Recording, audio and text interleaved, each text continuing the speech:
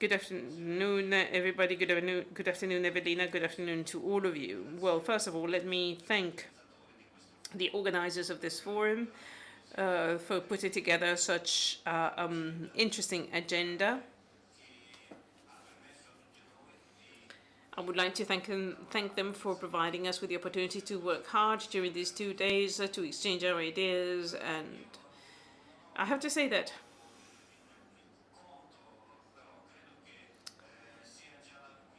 I believe that this is the fifth time I'm involved in my capacity as ambassador earlier, and now as Deputy Minister for Foreign Affairs. So it is the fifth time I'm here at the forum. Now, talking about the bilateral relationships between Italy and Belarus, I have to say that these relationships are certainly peculiar in that such relationships, such connections are based on the humanitarian partnership that the Belarus Republic and the Italian Republic have established after the Chernobyl disaster and in the early years after the collapse of the Soviet Union. The Italian society reacted to our disaster, inviting Belarus children to spend their holidays in Italy, and our children would stay in Italy for a few months. And based on our calculations, ever since that time, over 600,000 Belarus children have come to Italy for a number of months, and many Belarus children have learned Italian. Italian is very much appreciated by the people in Belarus. So these people get to know Italy, had a hands-on experience, got in touch with your country, get to know your country, and all these children now, they have become adults.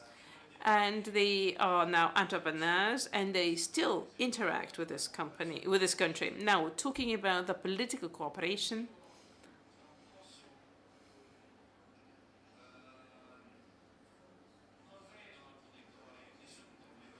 well, I can't see any problem. Our President Lukashenko visited Rome, where he met the Italian President of the Republic and the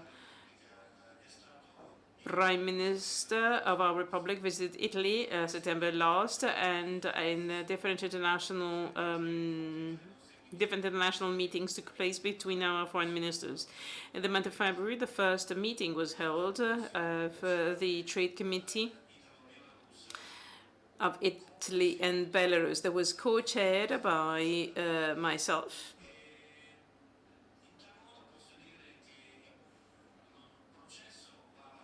Which points out to the fact that the process is underway, and our cooperation is multilateral. There are different cooperations underway. Our foreign ministers have an ongoing contact, so we can boast of quite sound relations with Italy. There are no hindrances to our relationships, so economic trade can certainly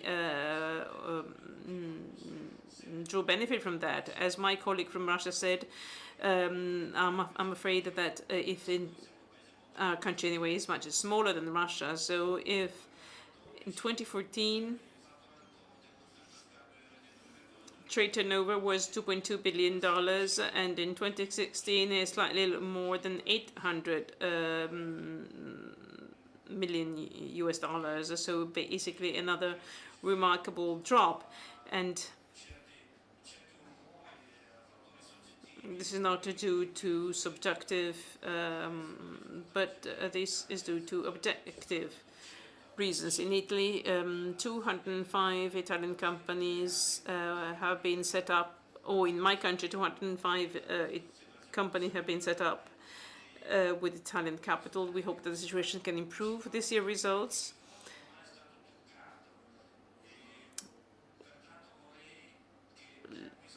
make us anticipate that the trough has already been overcome. We believe that next year the situation is going to improve. And I believe that the potential is there to get back to the levels we scored in the previous years, the over $2 billion.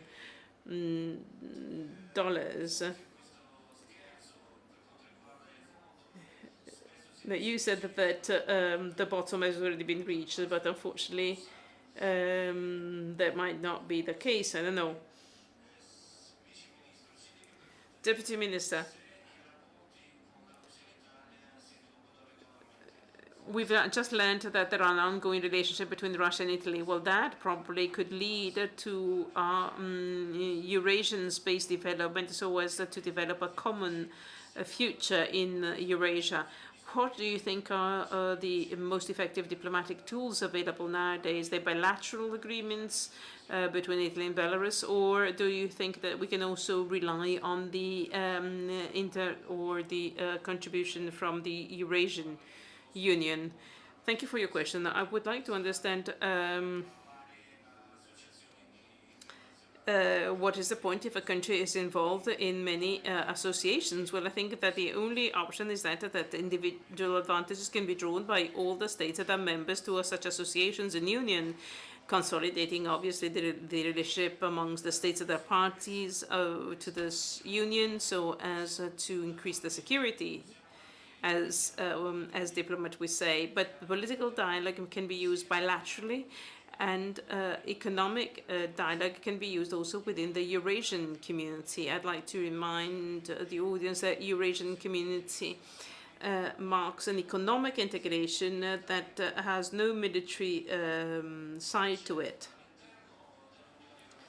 Within the Eurasian Union, competition exists, of course, among the different member countries, because they're all fighting to get more foreign investment, despite the effort aimed at synchronizing and harmonizing our legislation, despite the fact that the Eurasian Union had already appointed certain supranational functions. There are still differences in terms of legislation, logistics, and so on and so forth, that in a way make it possible for each of the country to benefit from certain advantages.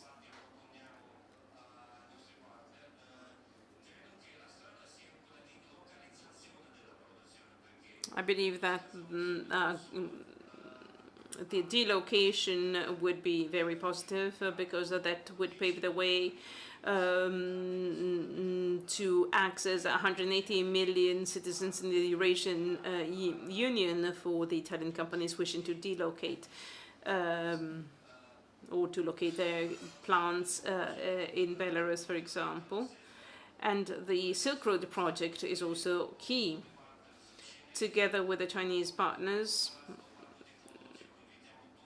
we are developing an important science park, and you're all invited to and impressed in a few kilometers away from the border between Belarus and Poland, i.e. at the borders between the Eurasian Union and the European Union. 6 hectares of land have been devoted to the Italian industrial district. So all companies wishing to manufacture something in Eurasia are welcome to come to this 6 hectares.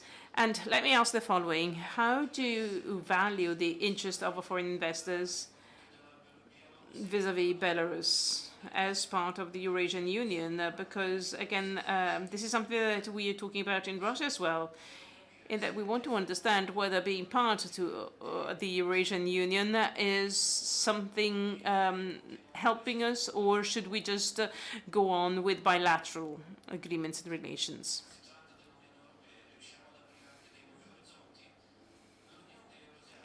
Eurasian Union is a very young union. The investments that get to us are on the increase year on year. Now, I'm not going to quote figures because I might get them wrong, but anyway, I think it's something like $17 billion, but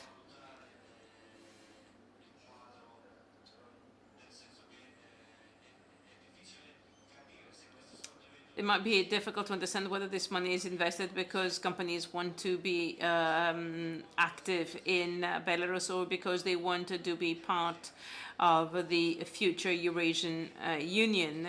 I believe that every new plant, every new company which is incorporated in Belarus, and remarkable investments are made, especially when it comes to the agro-food industry. Well, all such investments certainly involve also a development within the Eurasian Union. We're very strong in agricultural production, and I believe that all investors coming to us think they're investing also in the Eurasian Union.